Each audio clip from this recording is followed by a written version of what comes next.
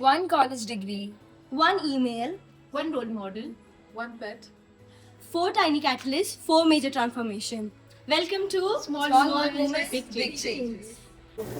You have ever imagined an email can change someone's life? And yeah, it's me who changed my life from Mumbai to Bangalore. So a quick story, I was in my room sitting and I didn't knew like 4 months ago that I want to go to Bangalore or for any masters or anything. And one day an email popped on my screen and it noted that I'm moving to Bangalore for my masters. So from there, in the starting, it was like just a different city. I'm just moving. But the time when I landed, I told everyone bye, my family, friends, and everything. And when I was on the Bangalore airport, at that time it hit me. Yeah, I'm in a different city, a new beginning.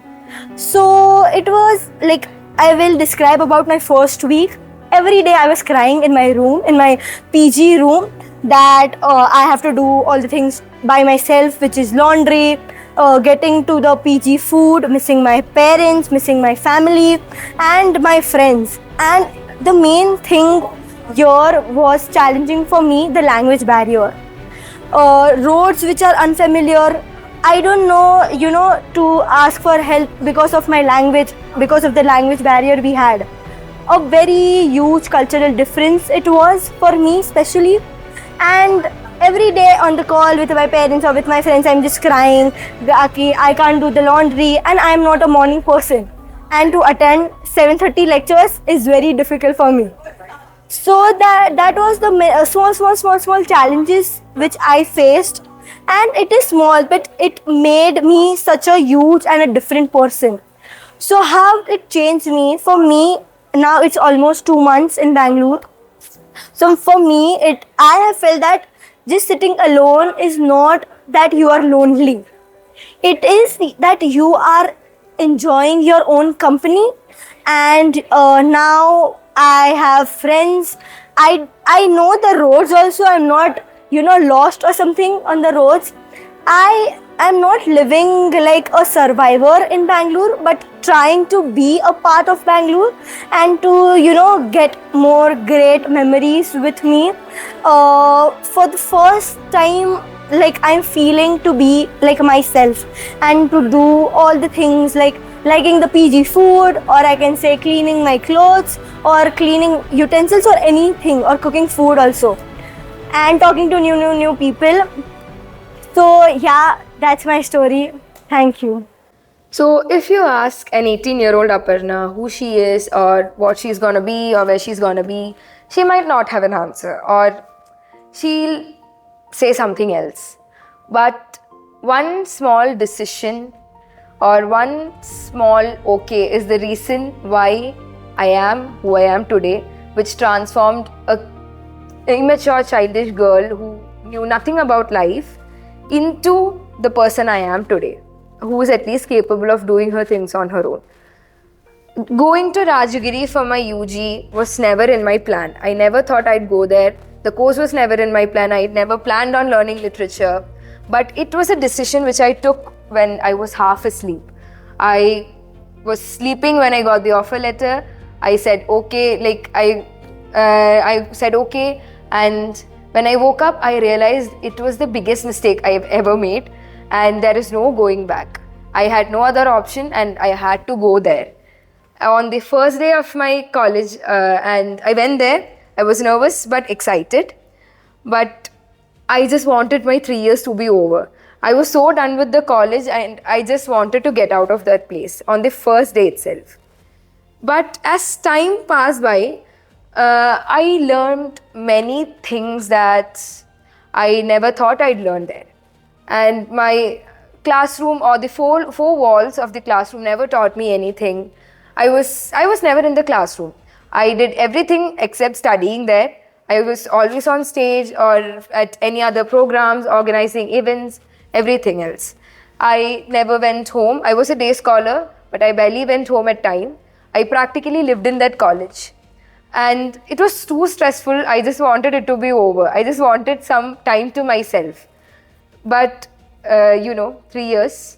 And slowly my friends started becoming my family. I started becoming comfortable with that place. And my teachers became my friends.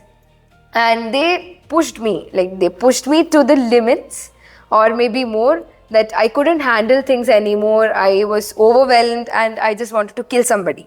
Like I was too stressed and I just wanted this to be over. But I am someone who romanticized college life a lot. I saw Bollywood movies and I was like, college would be like this. What I thought was, my college is going to be like student of the year. I'll be like very happy there and all. Too much drama and all. But it was nothing like that. That college broke me into pieces and made me pick up those pieces and, put it back together. Broken friendships, deadlines, stress, sleeplessness. I didn't have any time to myself. But these things made me who I am today. Like, I never thought I'd miss that place. I just wanted it to get over. But coming here, I realized that that place silently built me. It was like a second home. I miss that place so much, and I just wanted to go back. Now, sitting here, I just want to go back there. Reflecting on this, I realized that small things or small moments are the things that make you. It's not the big experiences or big stories. The small moments along your way, or for me in my UG life, is the things that transform me into the woman I am today. Finally, it's my turn. Okay. So, if you knew me back during my undergrad days, I was either organizing stuff, texting different groups at once, or eating a plate of momo. Hi, my name is Muskan Raitani, or you can call me Momo Pyari. If you're wondering why Momo Pyari, then you will get to know at the end of my story. During my undergrad days, I used to love exploring cafes, hidden food spots, and being a social butterfly, I had several different friend circles.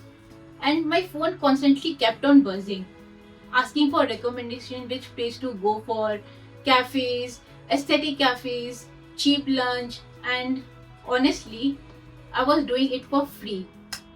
An unpaid service, but I loved it. Sharing my experience with them. So one day, while mindlessly scrolling through Instagram, I stumbled upon a food creator named Kolkata Delights.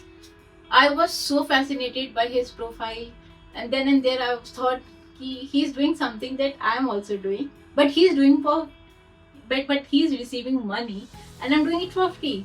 Then and there, while sitting on my bed having a cup of tea, dimag mein batti jala, I was like, let's start a page, post videos on it, and then and there I started my own food Instagram page, and back then it was named as Momo Pyari because I'm a certified Momo Paglu.